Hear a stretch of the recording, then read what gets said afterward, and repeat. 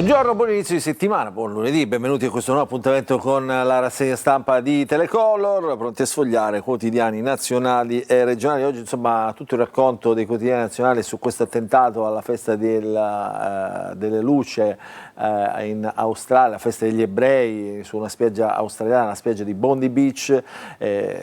15 morti, insomma, tanti feriti, gli attentatori, padre e figlio, insomma, che adesso racconteremo, insomma, con una dinamica davvero terribile. Questa è la notizia che ha catalizzato, insomma, l'attenzione ieri, quindi la troviamo sui giornali di oggi. Tra l'altro oggi insomma ci sono anche altre notizie che arrivano dagli Stati Uniti. Adesso faremo vedere attraverso i siti delle agenzie cosa sta succedendo sempre per la politica e per la cronaca internazionale. Poi la politica, in questo caso si è conclusa Treiu, si è conclusa l'Assemblea Nazionale del Partito Democratico, insomma le due sfidanti, le due donne, Giorgia Meloni da un lato e Liz Schlein dall'altro, insomma si sfidano a distanza, non hanno avuto il confronto così come avrebbe voluto il Presidente del Consiglio sul palco della sua manifestazione a Treiu. E poi insomma la politica anche tiene alta l'attenzione in Sicilia, perché insomma tante spine per il Presidente Schifani, prima la manovra finanziaria che arriverà in aula. Ancora il racconto che troviamo sui giornali del calcio. Oggi insomma è un lunedì di sport, racconteremo anche il Catania, cosa è successo ieri, tante polemiche nella partita contro il Potenza. Cominciamo la nostra rassegna stampa però con i quotidiani nazionali, partiamo dal Corriere della Sera, eccola qua, strage antisemita in Australia è il titolo d'apertura del giornale. Eccolo qua, strage antisemita in Australia, spari alla festa ebraica, 15 morti, fra questi il rabbino e una bambina, padre e figlio sono gli attentatori. Un attentato che ha scioccato il mondo, che adesso condanna ovviamente gli attentati. Canberra è terrorismo, mentre Netanyahu però diciamo in qualche modo la scarica sulla società civile, sulla politica, perché dice avete gettato, questo succede perché avete gettato benzina sul fuoco dell'antisemitismo. E questo è il racconto, vedete le immagini strazianti dei sopravvissuti, insomma, tra cui molti bambini ovviamente, che diciamo cercano un posto dove trovare riparo dopo essersi messi in salvo. L'Ucraina, la questione ucraina, Zelensky si rivolge agli Stati Uniti e dice pronti a rinunciare all'adesione alla NATO. È iniziato così l'incontro a Berlino fra Zelensky e l'inviato Witkoff, che è inviato alla Casa Bianca. Il leader ucraino potrebbe rinunciare all'adesione della NATO in cambio di garanzie sulla sicurezza da parte di Stati Uniti e Europa. Oggi ci sarà un altro vertice, quindi vedremo cosa succederà. Poi la politica, Meloni show e attacco, Schlein è scappata. Scontro a distanza tra Giorgia Meloni che chiude a Treiu, la festa dei Fratelli d'Italia, e Liz Schlein. La sinistra rosica, dice il Presidente del Consiglio, ma Liz Schlein dall'Assemblea Nazionale dei Dem ribatte, Meloni festeggia l'UNESCO ma il frigo degli italiani è sempre vuoto, in manovra nulla per far ripartire il paese. E questo è diciamo il DEF del quale si parlerà molto anche sui giornali. Poi la Repubblica, Sydney, la strage degli ebrei. Abbiamo visto nei titoli, questi due, padre e figlio, erano di origine libano-palestinese, fanno fuoco sulla festa di Hanukkah, che è la festa appunto della luce, a Bondi Beach, almeno 15 morti, 42 feriti, una bambina tra le vittime. E poi questa scena insomma che diciamo, ha fatto il giro del mondo, un fruttivendolo arabo che disarma uno dei due terroristi. Zelensky che dice rinuncia alla NATO, Meloni chiude a Treiu, invettiva contro gli avversari, ma la risposta di Liz Schlein è il paese ha il frigo vuoto. Questa è Repubblica, La Stampa, la strage di Hanukkah, vediamo sempre i titoli. E poi Meloni Schlein, è già campagna elettorale, così come avevamo detto, la Presidente del Consiglio, chi non ha argomenti scappa, la segretaria del PD esca dal palazzo, rivolta appunto a Giorgia Meloni. Le idee, vedete che bello questo Flavio Perini, il duello immaginario, questi non si incontrano mai, però dialogano a distanza, il duello insomma è solo immaginato dai cronisti politici. Questa è La Stampa nella sua prima pagina.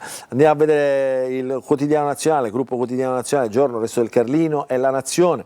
Sydney, spari sulla spiaggia, strage alla festa ebraica, la gente cadeva, diciamo, mentre sparavano colpi e c'era il caos. Questa è una delle tante foto che sta girando, insomma, in queste ore della spiaggia dove è avvenuto l'attentato. Guardate la gente come scappa impaurita. Questo è il gruppo quotidiano nazionale. Il Messaggero, il ritorno del terrore, ancora più esplicito.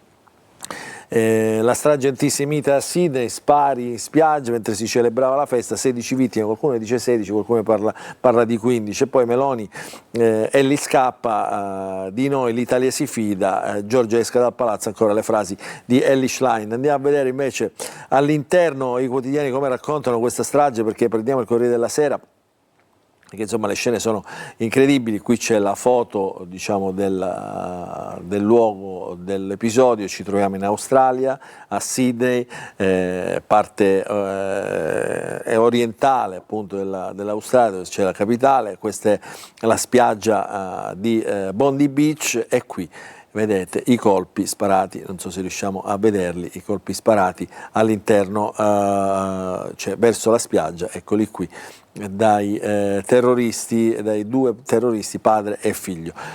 Andiamo e scendiamo, eccoli qua, due uomini armati, gli spari alla festa ebraica. Vediamo da quest'altro lato, insomma, invece l'eroe del giorno. Chi è questo fruttivendolo arabo che ha bloccato uno dei terroristi? Hamed è un eroe, si chiama Hamed Halamed, ha 43 anni, il fruttivendolo che è intervenuto per bloccare, vedete, si vede bene in questa foto, uno dei due terroristi.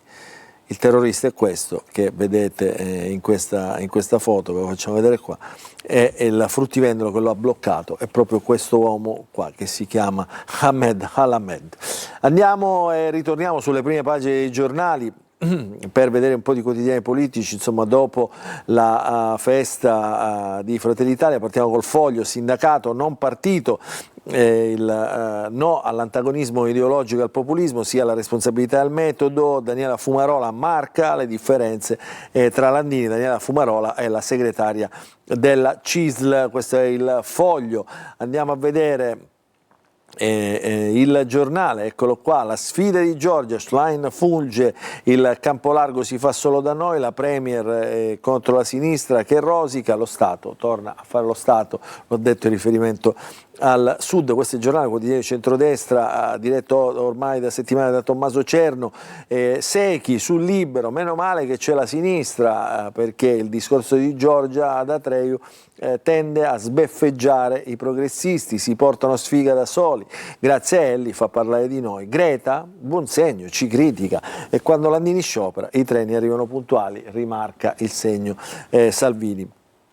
La famiglia nel bosco, mandate i bimbi nella casa del bosco per Natale, la polemica e gli appelli, insomma, quindi non si placa e non si spengono i riflettori su questa famiglia che appunto ha fatto parlare di sé proprio per lo stile di vita non proprio ordinario, insomma, e poi tutto quello che è successo dopo. Andiamo a vedere ancora un altro quotidiano di centrodestra, in fuga dalla guerra 253.000 soldati, 235.000 scusate, soldati ucraini.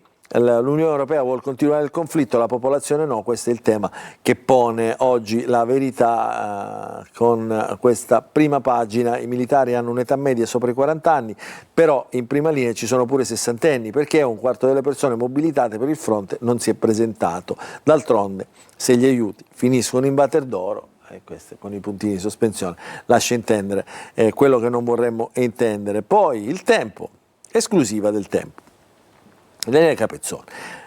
Le rivelazioni di Monsignor Georg, la mia verità sui tre papi, quindi insomma un'intervista a Georg, il segretario di Benedetto XVI, Francesco, su di me, trattamento esageratamente duro, Leone, con lui è tornata protagonista la centralità di Cristo. Eccolo qua, Monsignor Georg, segretario appunto di Papa Benedetto, del Papa tedesco, di Papa Ratzinger.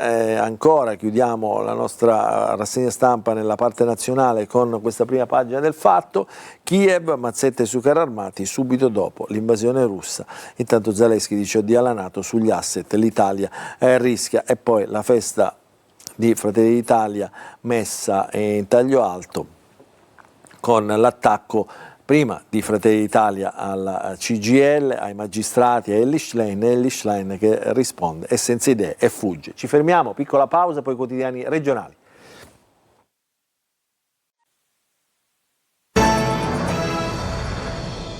Entriamo in diretta nella seconda parte della nostra rassegna stampa, cominciamo a sfogliare i quotidiani regionali, partiamo però prima dalla lettura del sito Sicilia Web perché ci sono tante operazioni questa mattina interessanti, diciamo, da commentare. A Catania per esempio estorsione e spaccio, 38 indagati tra i reati contestati, titola il sito, ai cittadini stranieri ci sono anche la rapina e la ricettazione, quindi questa è una foto fornita insomma, dalla polizia. Poi racket del carro estinto a Palermo, un mare di piccioli che girano, dicono appunto gli indagati, numerose persone indagate anche in queste inchieste. E poi a Siracusa scoperto un mercato delle falsi di lusso, un mercato online, un giro da oltre 2 milioni di euro, interessante perché sotto Natale ovviamente anche questi articoli hanno come dire e suscitano un interesse nel consumatore che ovviamente o consapevolmente o inconsapevolmente poi viene truffato. Ritorniamo in studio e torniamo sui giornali, invece sui giornali di oggi, la Sicilia, eccolo qua. L'apertura è dedicata alla strage in Australia, bagno di sangue, ma anche allo sport. Catania è scippato, tra un po' vedremo perché è stato scippato. Intanto le notizie che riguardano la cronaca regionale, la continuità territoriale, solo la continuità territoriale frena i cartelli, la verità amara sul caro voli nel dossier dell'antitrust, le carte lette appunto dal giornale, ma poi c'è anche un riferimento ai ritardi del Sicilia Express, il treno dei pendolari, che con 2 convogli dovrebbe portare e riportare i pendolari da nord a sud e viceversa. Aricò, l'assessore ai trasporti, si scusa, dice il ritardo nella procedura di acquisto dei biglietti non è stato causato dalla Regione, resta il fatto che i biglietti ancora non sono stati messi in vendita e saranno messi in vendita domani. Poi le ZES, le zone economiche speciali, in Sicilia in 6 mesi investiti 200 milioni e ancora la politica, Meloni all'attacco, Schlein si difende, il duello a distanza tra la leader di Fratelli d'Italia e la leader del Partito Democratico. Andiamo a vedere appunto la pagina che riguarda il caro voli, contrordine sul caro voli, l'80% paga meno di 100 euro, serve la continuità territoriale. Che cosa succede? Diciamo, nella lettura attenta dei dati dell'antitrust viene fuori che in Sicilia i prezzi più alti sono, diciamo così, come concorrenza vuole, a Natale e ad agosto, diciamo nel periodo più caldo dove si viaggia e si vola di più. Il confronto con la Sardegna svela l'unico sistema per evitare gli eccessi. E guardate il confronto con la Sardegna, eccolo qua. Un Cagliari-Milano da giugno, luglio e agosto, quindi diciamo in alta stagione estiva, e a dicembre costa al massimo 100 euro. Il Catania-Milano, diciamo, a giugno e luglio arriva a costare anche 100 euro, ad agosto 120 euro e a dicembre oltre 100 euro, da 80 a 100 euro. La stessa cosa avviene per il Roma-Catania, eccetera. Quindi il confronto con la Sardegna, diciamo, in questo caso svela più di molte parole. E poi il modello è quello delle Baleari, dice il senatore Nicita del Partito Democratico, si può fare subito, non ci serve una gara, il giudizio appunto sulla continuità territoriale.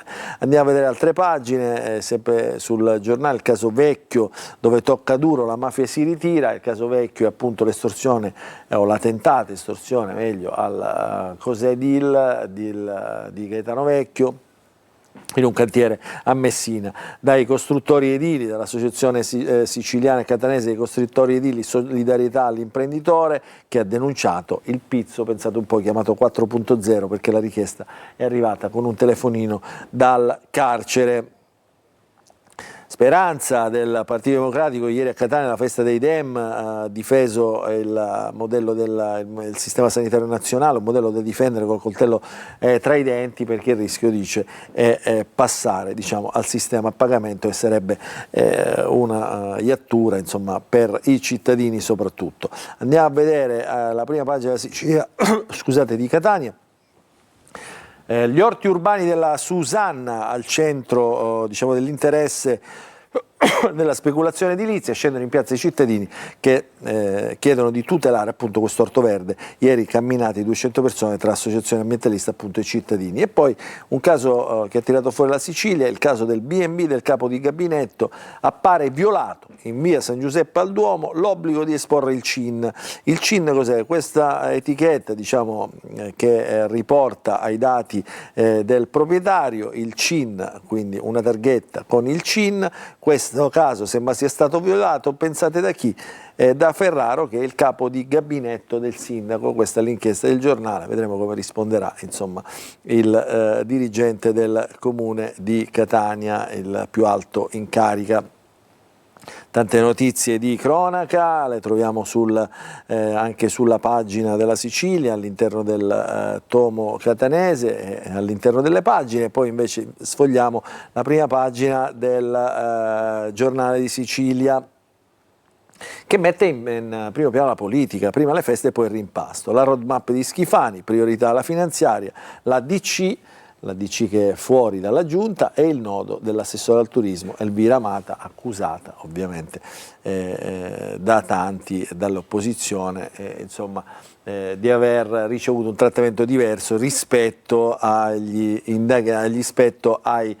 assessori fatti fuori dalla DC, che non hanno alcuna inchiesta giudiziaria addosso e che invece sono dovuti andare via proprio perché diciamo da parte della DC e quindi del cosiddetto sistema Cuffaro. Insomma, una dinamica, insomma, diversa che i giornali hanno sottolineato in questi giorni. Poi un po' di sport, ovviamente le notizie nazionali che insomma campeggiano come sempre nella prima pagina della Sicilia, nel Giornale di Sicilia. Ancora la richiesta di pizzo a Gaetano Vecchio, il presidente di Confindustria Siciliana, racket, coro di solidarietà appunto all'imprenditore Vecchio. Vediamo la prima pagina della Gazzetta del Sud, strage alla festa ebraica, 15 morti, l'apertura sempre nazionale, le notizie siciliane le troviamo qui in basso, perché il calcio rimane in prima pagina con la vittoria del Messina che ha battuto e ha vinto la sua partita.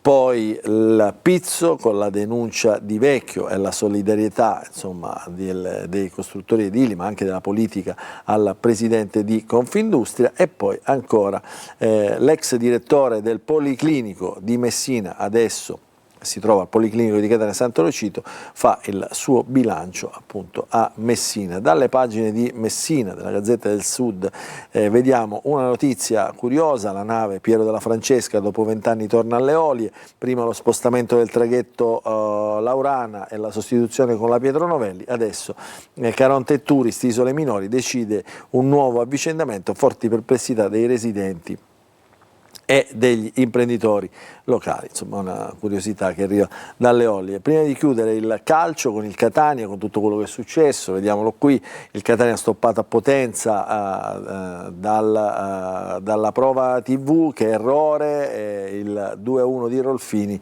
era regolare, vantaggio iniziale dei rossazzurri con Forte, 1-1 di Bruschi, e poi espulso poco dopo per un fallaccio su Di Gennaro. Rolfini va in gol nel finale, l'arbitro annulla per fuorigioco nonostante il conforto delle immagini, quindi della prova TV. Scandalo, diciamo, il Catania grida allo scandalo, Toscano, il tecnico, va giù durissimo. Non vorrei che il Catania al primo posto dia fastidio, parole pesantissime da parte del tecnico. Tutte le decisioni dubbie ci vengono fischiate contro, la prova televisiva deve aiutare l'arbitro alle valutazioni oggettive e non soggettive. E questa la posizione del tecnico toscano, ancora Rolfini, l'autore del gol annullato.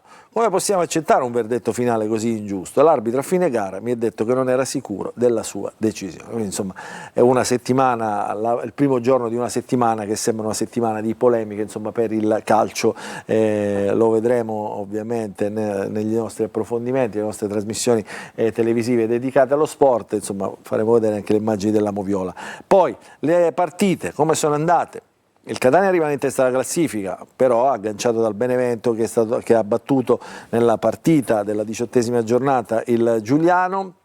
Ha vinto anche la Salernitana, quindi che avvicina il Catania, quindi queste sono le 3 squadre, insomma, che in questo momento si giocano il primato. A poca distanza c'è il Cosenza. Dove sono le siciliane? Eccole qua, il Trapani 23 punti, il Siracusa che si allontana dall'ultimo posto in classifica, risale qualche posizione perché appunto dopo aver pareggiato 1-1 fuori casa contro la Cavese.